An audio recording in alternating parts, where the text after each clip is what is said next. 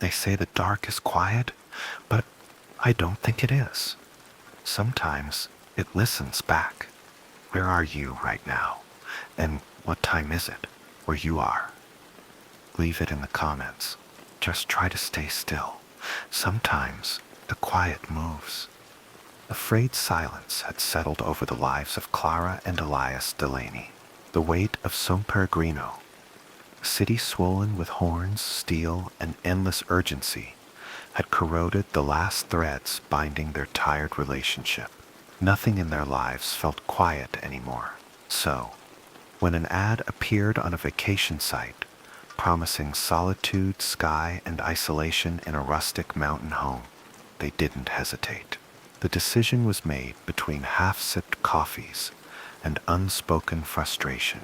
The drive took them past winding slopes and unmarked roads, climbing into denser fog and colder air. By the time the city's noise had been traded for the hush of rustling pine, their tires had long left paved roads behind. The last stretch was little more than a trail, knotted with tree roots and stone. Birds called out in strange high-pitched melodies, notes they didn't recognize. The house appeared like a bruise in the woods, older than its pictures, sun-bleached and weather-gnawed. A roof of clay tiles sagged slightly at the middle. A porch leaned forward like it had grown tired of standing. One side of the fence had collapsed beneath ivy and moss. Still, it held a melancholy charm, like a forgotten diary, born but still full of stories. Inside, the scent of closed places pressed itself against their noses. Wood rot and damp cloth lingered in the air. Clara found herself drawn to the kitchen, where a large, dark cabinet stood against a wall that didn't match the others. The whole wall was different, wooden, while the rest of the house had been made of stone and stucco. Her fingers ran across the grain. Something about it didn't feel right. "It's just a wall," Elias muttered as he passed her, dropping their bag with a thud on the floor. But Clara couldn't shake the sense that the wall had been added afterward, that it was hiding something not meant to be seen. That night, the silence outside felt unnatural, deeper than expected. The kind of silence that pressed into the ear like pressure underwater. They slept early, wrapped in layers to guard against the mountain chill. Clara awoke the next morning to an unseen weight, not physical, psychological, a feeling like someone had stared at her too long while she slept. She walked barefoot to the porch, steam from her coffee rising in weak spirals. The air was cold, still wet from dawn. Then she saw them, footprints in the soil, soft and recent, human, leading toward the living room window, but not away, just there, as if someone had approached, stood for a time, and vanished. Elias was called. He stood beside her, squinting. "Could have been a hiker," he said. "There are no other houses for miles." "Caretaker, there isn't one." They stood in silence, listening to nothing. The forest refused to offer any answers. That night, everything was locked twice. Clara couldn't help checking again, fingertips brushing against metal latches, as if her skin could remember whether they had been sealed properly. The fear sat on her chest like damp wool. Sometime around 2:30 a.m., the creaking began. From the kitchen, Elias stirred. He walked slowly downstairs. Clara waited at the top of the steps, each creak of the floorboards feeding the tension coiled in her ribs. He returned minutes later, face pale, whispering that nothing had been found, but something had moved. The next day they walked beyond the property. The sky had cleared, revealing folds of hills and a few forgotten fences, chewed through by time. After about an hour of wandering, they reached the neighboring lot mentioned in the listing. A small dwelling, barely upright, its walls made from dried mud and flaking wood. The gate hung by a thread of rust. And then, the boy. He stood motionless at the tree line, watching them. Maybe 17. Hollow-cheeked, dressed in clothes that seemed borrowed or stolen. His dark hair shadowed half his face. He stared, unmoving, as if trying to memorize their shapes. Clara felt the temperature shift. Her skin pricked. "Don't look back," Elias said under his breath. They turned, walked without haste, hearts pounding against bone. Clara could feel his gaze like thorns in her back. When their house reappeared among the trees, something was wrong. The door was open. They'd locked it, both of them, twice. Inside, the lights were on. The air carried the scent of something warm and stale. Nothing had been taken. Their bags remained untouched, but the house no longer felt like their own. That night, Clara barely slept. Around 3 a.m., the mattress shifted. Elias was already up, slipping into a jacket. "You heard it too," he said. She followed. The kitchen light again, but this time, the evidence was clearer. Footprints on the floor. Mud trailed from the door to the cabinet. The same cabinet Clara had touched that first day. It was opened. Inside, pans and dusty jars lined the shelves. Elias began tapping the wood. Hollow sounds echoed from the back panel. A groove was found, a hidden latch. Clara's breath caught. "Don't," she said, instinct rising from someplace primal. But Elias did. The panel creaked open, revealing a hatch, a passage. The smell of rot surged forward. Muck and damp clung to the air. They stepped inside. The tunnel was narrow, carved from dirt and stone. Roots curled like fingers along the walls. Water dripped from overhead. Their shoes sank into soft ground. And then, at the end, a door, wooden, chained. Scratches had been etched around the frame. Finger marks, desperate and erratic. Elias pressed his eye to a small gap, and then, the light from his phone lit the horrors inside. Bones, chains, torn clothing, stained blankets. A room not meant for the living. And when they turned back, the path behind them had vanished, closed off by something unseen, something heavy. Then came the sounds, voices in the dark, laughing, running, getting closer. The air tightened as the voices drew nearer. Their tones were wild, unhinged, a discordant choir of laughter and groans, bouncing off the damp tunnel walls. Elias reached for Clara's hand in the dark. Their skin, slick with sweat and mud, locked together like two branches in a storm. They moved, blindly, hands outstretched, scraping the tunnel sides as they ran. The flashlight had been turned off, its beam too loud in a place that felt sentient. Behind them, the pursuit intensified, sloshing footsteps in mud, shrieks, some high like laughter, others deep and guttural. The sounds twisted, slipping into animalistic growls, then back into human voices. Neither Clara nor Elias dared to look back. When the path forked, they veered left, pulled by instinct rather than logic. The air thickened with decay. Every breath was a battle not to gag.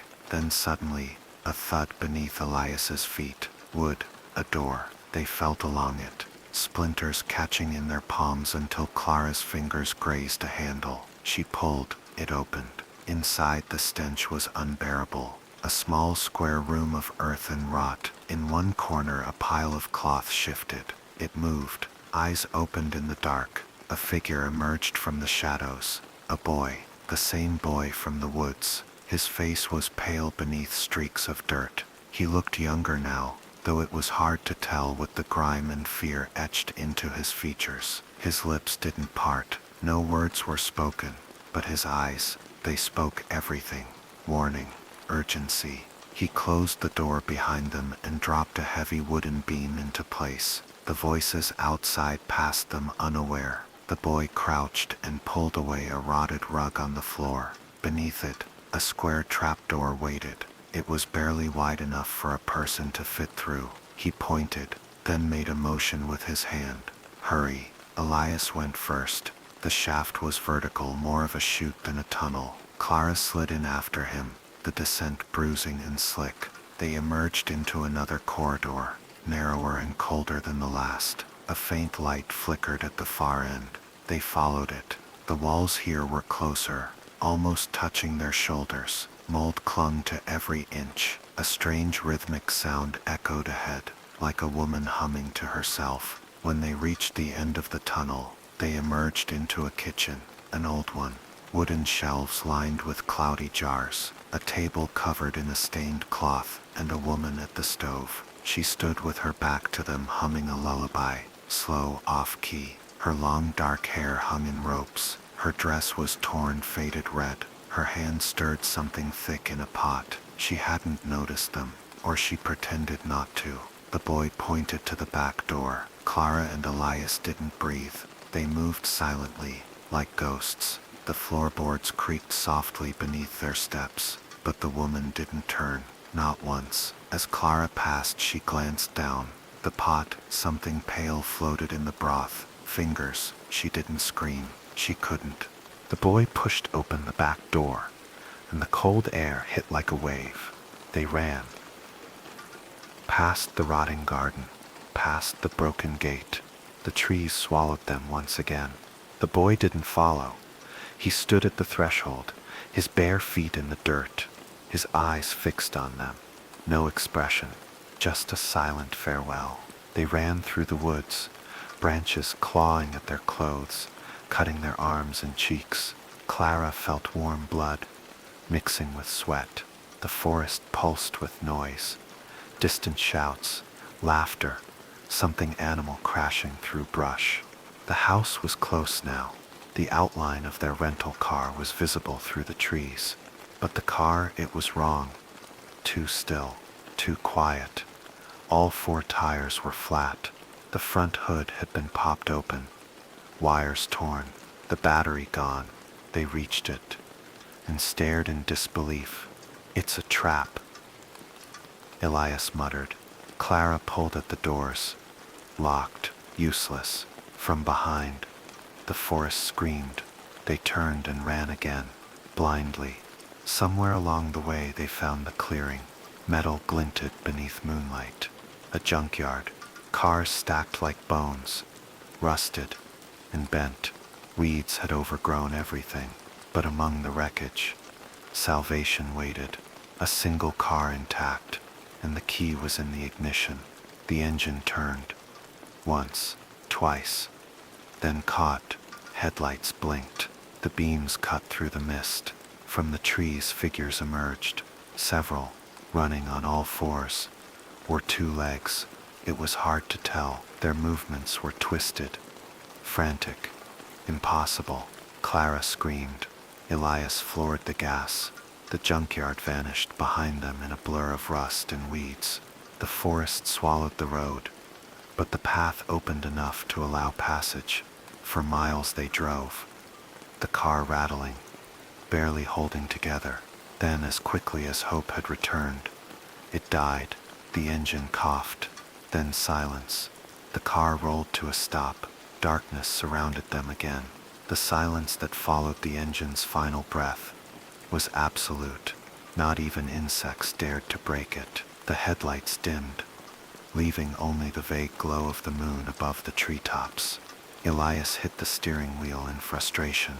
Clara sat motionless, her breath shallow, eyes fixed on the woods beyond the windshield. They were alone again. No, not alone. The silence felt observed, watched, as if the forest itself held its breath, waiting. Elias grabbed Clara's hand. "We have to move. We can't stay here." They stepped out into the night. The air was colder now, damp, the kind that crept under your clothes and settled in your bones. They gathered what little they had. Phones with low batteries, no signal, no reception, a sweater, a penknife, nothing else. They began walking. The road was barely visible under their feet. More mud than gravel. The forest loomed on both sides, shadows spilling over the edges like ink. Each step echoed in their minds, until another sound joined them. A crack to their left. They froze. Another, this time from behind. Not close, but not far either. They picked up the pace. No words were spoken. as if even whispers might trigger something primal hiding in the dark. Clara kept glancing back. Shapes flickered at the edge of her vision, low figures darting between trees too fast to focus on, too strange to name. Then a break in the woods. A sign, a real one, metal, crooked, covered in moss. Villarejo de Santa Lucia. 3 kilometers. They didn't question it, just ran. The road twisted sharply, then descended into a shallow valley where the trees grew sparser. Lights flickered in the distance, dim, yellow, like candle flames. Hope surged in Clara's chest. A house. It was open. The hinges rusted.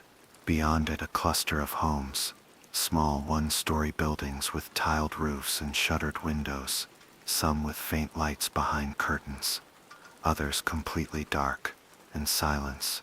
Not a single bark, no children, no sounds of TV or radios, just stillness. They approached the first house and knocked. No answer. The next. No response. A third. The door creaked open at the slightest touch. Inside, everything was covered in dust. Plates still set on a dining table.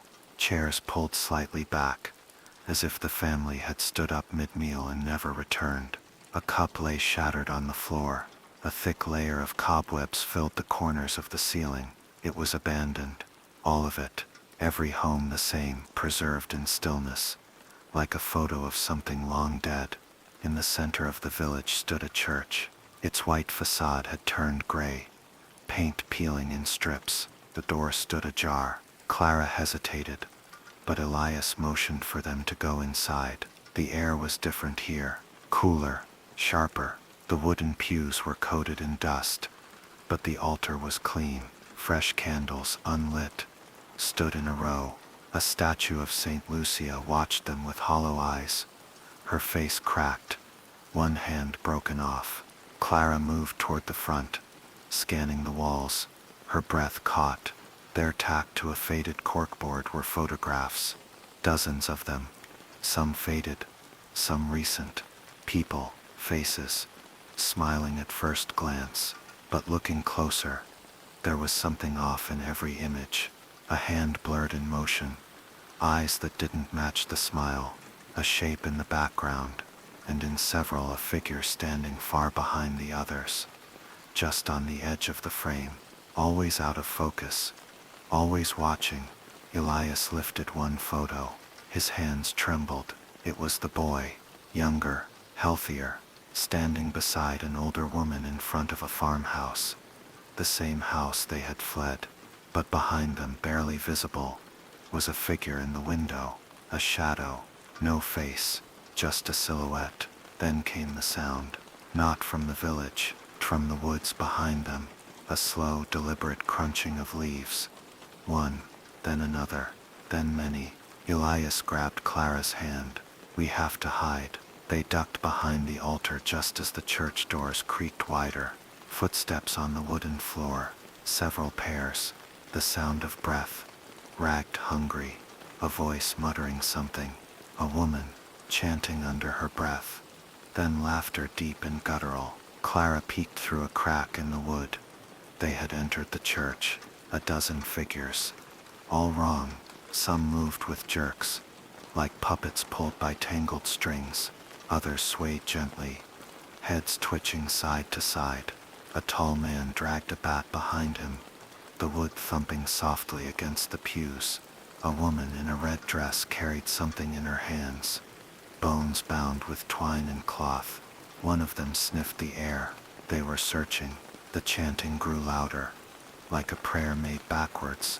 Elias squeezed Clara's hand. From the other end of the church came a sudden creak. The back door. Open. They didn't wait.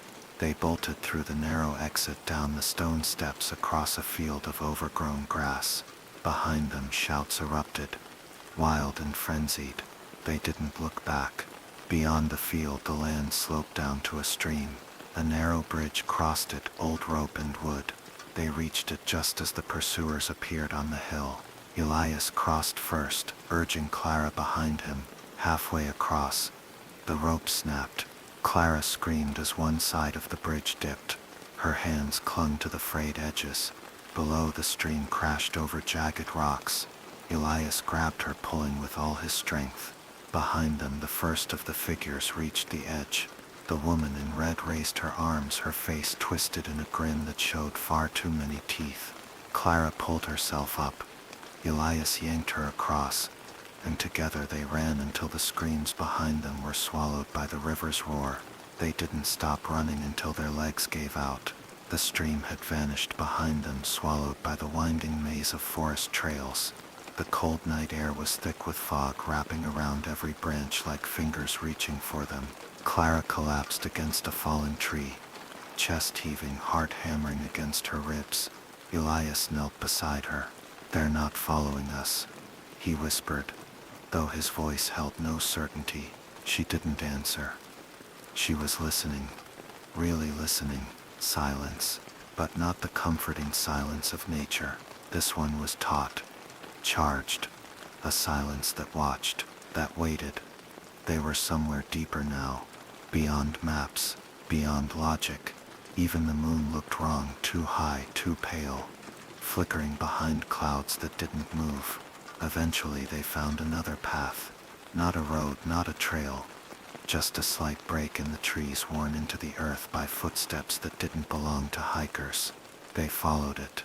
It led to a clearing, and there, rising like a wound in the middle of the woods, stood a structure. Not a house, not a shack, a stone building, circular, windowless, covered in moss and vines. A single door stood open, as if expecting them. No sound came from within. They approached slowly. At the entrance, carved into the lintel, were symbols neither of them could read. Spirals and jagged marks that made Clara's eyes ache just to look at. The air here was colder, heavier. Breathing became difficult, as if something inside the structure pulled at the lungs. Inside, it was dark, deeper than night. The flashlight flickered weakly as Elias aimed it at the interior. Stone walls, a round chamber, at the center a pit. Shallow at first glance, but the darkness inside seemed infinite. Around the pit were items, offerings, bones, trinkets, pieces of fabric tied in knots, and above the pit, hanging by chains from the ceiling, was a cage. Empty. Clara stepped closer. Her foot knocked something over. It rolled into the shadows with a soft clink. She aimed the light. It was a necklace. Her own. The one she'd lost in Sao Paulo months ago. The one she had searched for, cursed over, and eventually given up on. It lay here in this impossible place. Then came the sound. From the pit. A breath. Long, wheezing, ancient. Then another. And a voice, not words, not a language, but sound that bypassed language entirely. Crawling directly into the brain, making it throb. Clara fell to her knees. Elias dropped the flashlight. The bulb shattered, plunging the chamber into blackness. The voice called. Images flashed behind their eyes. Renato tied in chains, the boy's face bathed in blood, tunnels beneath the house leading ever downward. Figures dancing in circles, teeth bared. Laughter echoing in walls not built by hands. It wanted them. They scrambled out of the chamber, tripping on stones and bones, clawing their way into the trees, into the mud, into the night. Behind them, the door creaked slowly shut. Something massive exhaled within the structure, disappointed. They didn't speak again until the sun rose. It was weak at first, barely penetrating the mist. But light came. Real light. Warm. Tangible.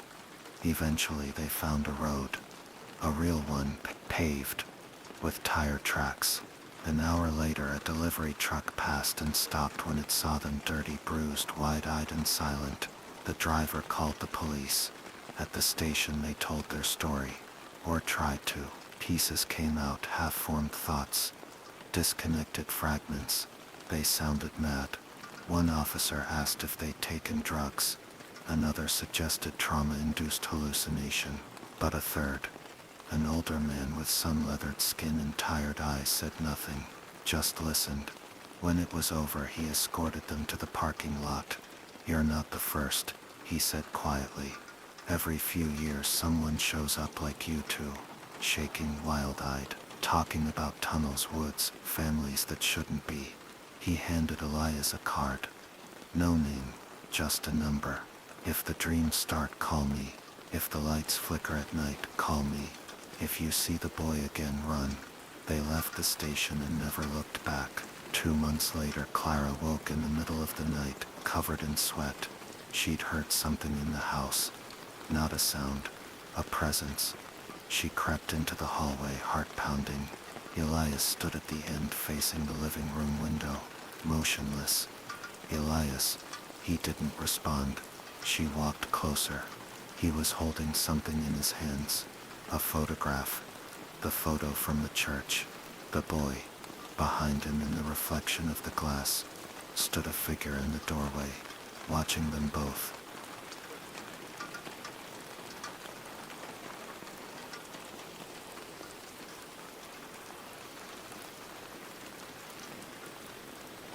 An ordinary life had always been lived by Elias Monroe. Each day followed the last with mechanical precision, work in the morning, solitude at night. The quiet hours after sunset were filled with books, idle scrolling, and the occasional tea brewed for no reason but habit. Yet, in that carefully measured existence, there had always been a single enduring fascination: stars. Since childhood, the night sky had offered Elias a sense of serenity that nothing else could replicate. There was something soothing about the infinite, the pinpricks of light, so far beyond human comprehension, had a way of making life's minutiae feel irrelevant. No argument, no missed deadline, no heartbreak mattered beneath that vast black ocean, scattered with cold suns. Months ago, a telescope had been purchased after years of idle longing. It wasn't state-of-the-art, but it was respectable, powerful enough to view the mottled surface of the moon, to glimpse Saturn's pale rings, and to follow the slow crawl of distant satellites. Each night, the rooftop of Elias's apartment building became a sanctuary, isolated from the soft drone of the city, offering a portal to the cosmos. It was during one such night, in the early spring, that something changed. The sky had been clear, brushed clean by a brisk wind earlier in the day. The telescope had been aligned toward a dense star field in the constellation of Vulpecula. The goal had been to examine a planetary nebula, only faintly visible, but enough to inspire a kind of reverent awe. The instrument had been adjusted delicately, its axis smoothed with care. Then it had been seen. A point of light, indistinct from any other, had drifted into view. It shimmered faintly, just like a star, but then unmistakably it had moved, not with the slow, steady grace of a satellite, nor with the measured arc of a celestial object. This light had darted in a sharp angle, halted abruptly, then zigzagged across the field of vision in impossible geometries. At first, the phenomenon had been dismissed. Perhaps it had been a trick of the eyes, a moment of fatigue, but as the telescope had been steadied and the focus readjusted, the motion resumed, precise, erratic, controlled, not random, not aimless. Elias had leaned back from the telescope, heart suddenly pounding. A glance at the open sky had revealed nothing. The stars above remained fixed, silent, eternal. But when the eye returned to the telescope's viewfinder, the light was still there, moving, stopping, turning, dancing a pattern that defied known logic. For more than an hour, the spectacle had been observed. The light moved within a confined patch of sky, retracing its own path, inscribing a web of luminous intent across the black canvas. It had not dimmed, not flickered, it had simply performed. That night, sleep had not come. The question haunted every moment: what had been seen? The next evening brought a return to the rooftop, earlier this time, with an electric anticipation pulsing beneath the skin. The telescope had been prepared in silence, aimed once more at the same region, and there it was again. The same star-like point, the same movements, the exact same choreography, repeated with surgical precision. Patterns were sketched in a notebook, rough outlines at first, shaky and imprecise, drawn in haste. But night after night, the process had continued. Each movement was chronicled, compared, layered. Shapes began to emerge, intersecting lines, spirals, abrupt angles, not noise, not chaos. A design. The realization had struck with brutal simplicity. This was not a mere occurrence. It was a transmission. Weeks passed. Work became an afterthought. Social connections were neglected. The rooftop became a shrine to obsession. Dozens of pages filled the notebook, each more complex than the last. Some of the shapes repeated with slight variation. Others remained constant across every observation. The geometry was alien, but deliberate. The drawings began to hint at something deeper than mere symmetry. There were ratios between lines that remained constant, angles that reflected one another, proportions that evoked distant memories of mathematical theorems from years long past. Familiarity haunted the unfamiliar. Elias had turned to the internet for help, carefully concealing the source of the shapes. On niche mathematical forums, fragments of the diagrams were posted, described only as personal projects, abstract patterns with no backstory. Responses were varied. Some dismissed them, others speculated idly, but a few, just a few, recognized the intricacy.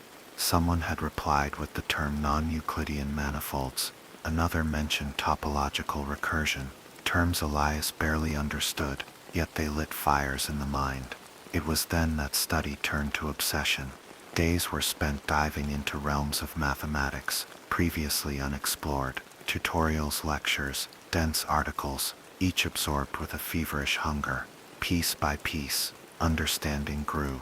The drawings began to resolve into a structure, not one equation, but many. A lattice of interconnected formulas, complex but elegant. The message had not been written in words, nor in images, but in pure universal logic. One night, in the quiet hours before dawn, a breakthrough had come. A series of ratios had aligned, an equation had emerged. From that equation another, then a third. The pieces had fallen into place with terrible clarity.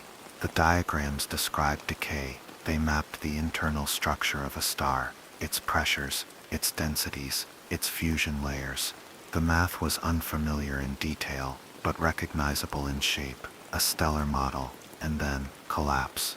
There had been a silence heavier than any before, as the implications settled. This was not a message about philosophy or greeting. It was not an invitation. It was a warning, a scream. A dying star expressing its death, not in explosion or radiation, but in mathematics.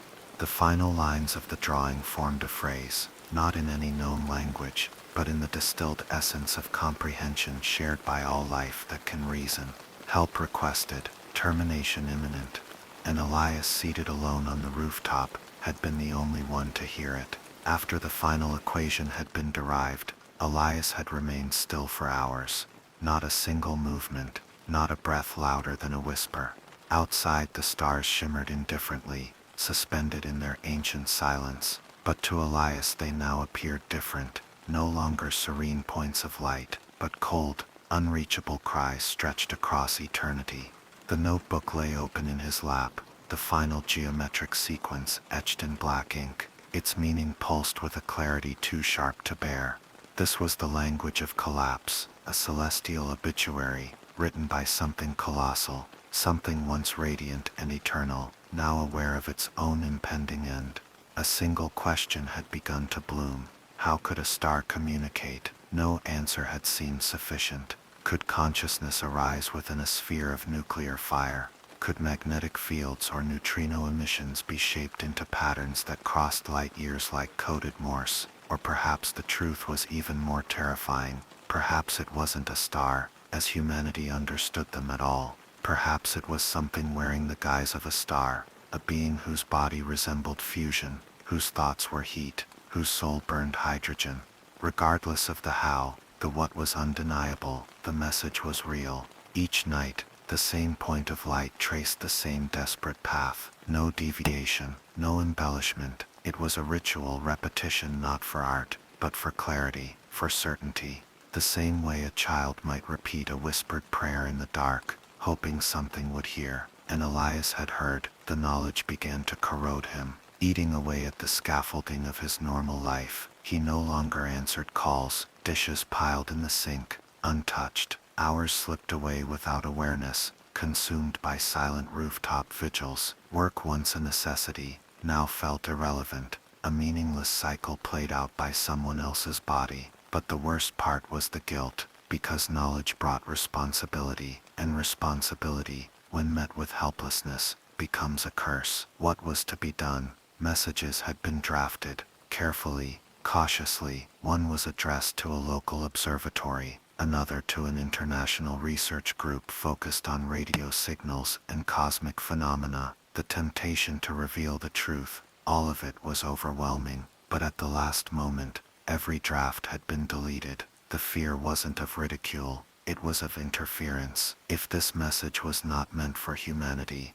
if it had only been received by mistake, then to interfere might be catastrophic. There was a sense that the communication was never meant to be seen, like reading a private letter carried by a wind not intended to blow toward Earth. And what if the message wasn't a cry for help directed outward, but a beacon to something far more dangerous? Another possibility took root, a darker one. Perhaps the transmission wasn't a call for aid, but a lure. Perhaps something ancient and dying had reached out, not to survive, but to be found. And perhaps being found was the true horror. Elias began seeing the light even without the telescope. At night, the sky itself seemed to bend. That same star, if it was a star, seemed brighter now, not dramatically, just enough to feel deliberate, just enough to feel watched. The rooftop no longer felt safe. A week passed, then two. The pattern never changed, but something else did. One night, while sketching a fresh sequence, Elias had noticed a difference in the light's path. It wasn't much, just a deviation of a few degrees, but it had been enough to disrupt one of the earlier shapes. One corner of the geometric pattern had shifted. At first, the change had been dismissed as human error, but when compared to previous nights, it was undeniable. The message had changed, and when decoded carefully, mathematically, precisely, it revealed something new. Is anyone there? That's what it translated to. That simple question, hidden in astronomical degrees and ratios. Elias had dropped the pen. The notebook had fallen closed on its own. The air had gone cold. The message was no longer a monologue. It was a dialogue waiting to begin. And he, an unremarkable man on a quiet rooftop, had become its only possible respondent. The question lingered, even after the light had vanished. Is anyone there? The cosmos had whispered it through numbers, angles, velocity, a mathematical inquiry woven through 1,000 years of distance. Elias had translated it with trembling hands and felt the full weight of cosmic loneliness behind its simplicity. It was waiting, watching, and now, it had spoken. But Elias had no idea how to reply. There was no transmitter in his possession, no satellite array, no advanced laser communicator. He had only paper, pencil, and a telescope. The irony felt cruel, like being asked for help by someone screaming on the other side of a glass wall, with no way to break it. Still, he couldn't ignore it. The idea of doing nothing felt unbearable. Something out there, a being, a star, a mind was reaching out, and he had to reach back. Somehow, he began experimenting. One night, he took a mirror, a simple round bathroom mirror, polished as best he could. When the star appeared and began its patterns, he attempted to reflect pulses of moonlight toward it. He counted in primes 2, 3, 5, 7, then sequences, Fibonacci, then geometric series, short bursts of logic, nothing dramatic, just patterns, patterns any mathematical mind would recognize. The act felt absurd, even childish, but it was something. The next night, the star followed its usual pattern, then it stopped, for 5 seconds. 5 seconds of stillness in a year-long ritual, then abruptly it resumed. Elias nearly fell to his knees. Something had changed. It had acknowledged him. From that moment on, he became consumed by the possibility of communication. Each night, he would reflect signals, different sequences, different structures, always precise, always intentional. The star never responded in an obvious way, but once in a while, it would pause again, briefly, as if listening. Weeks passed. The drawings in the notebook expanded, becoming more complex. Elias developed an entire system of mathematical phrases he hoped would be understood, a syntax of light. His signaling became rhythmic. He'd greet it with Fibonacci, then speak using simple ratios, golden angles, and irrational numbers. Then one night, the star didn't appear at all. The telescope pointed toward an empty patch of sky.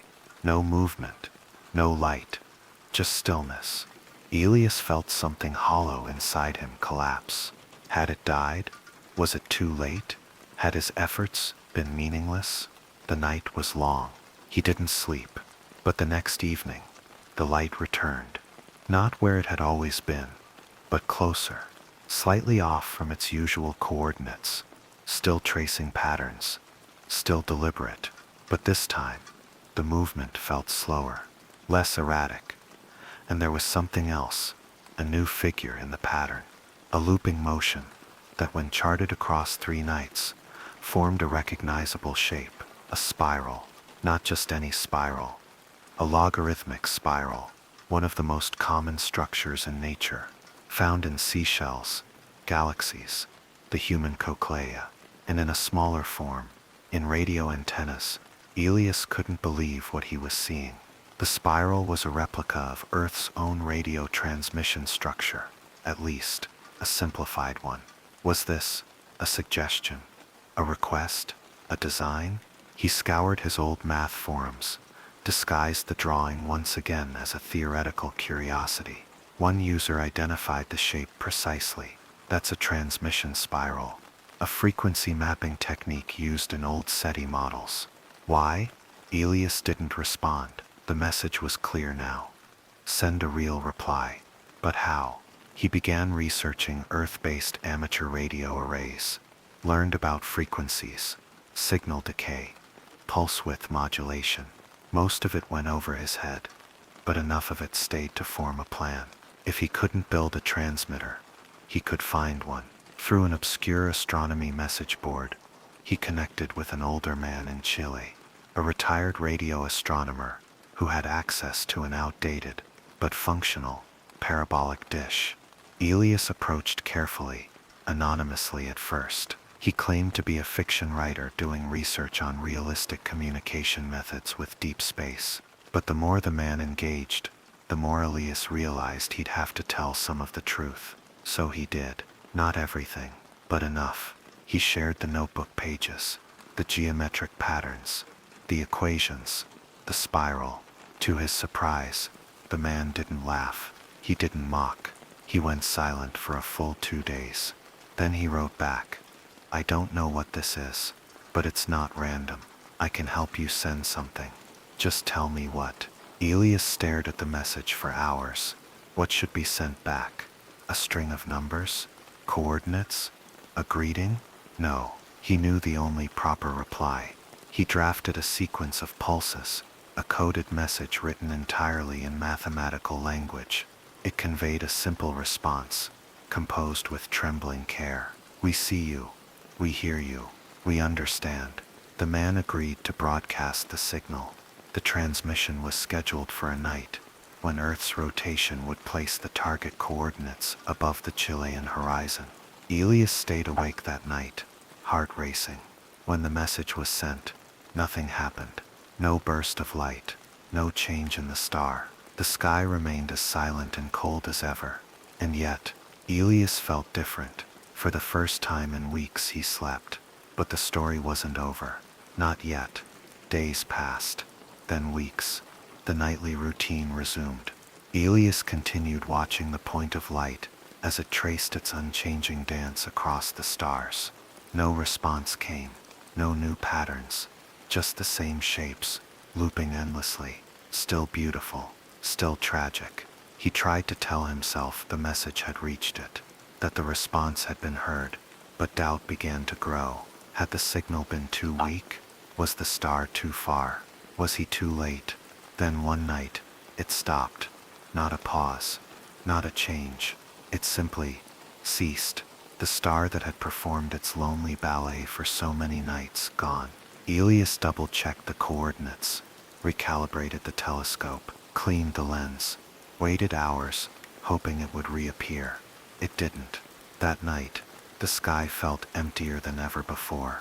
A silence more complete than death. Something had ended. Whether the star had collapsed or simply chosen to stop, he would never know. Elias mourned it like a friend.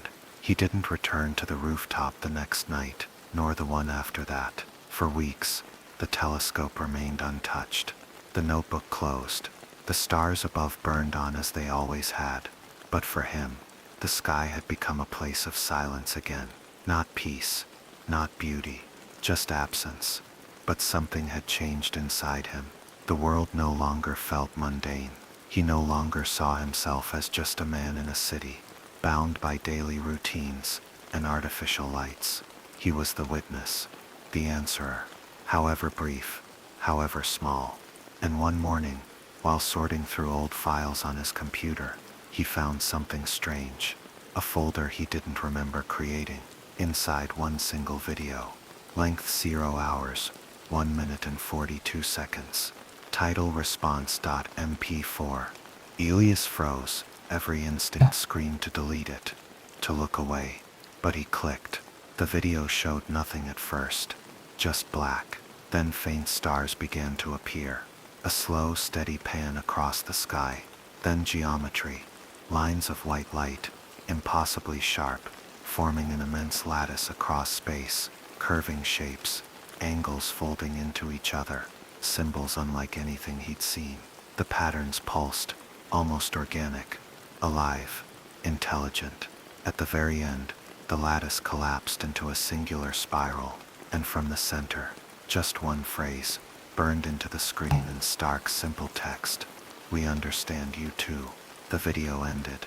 No metadata, no creation date, no source. It shouldn't have been there.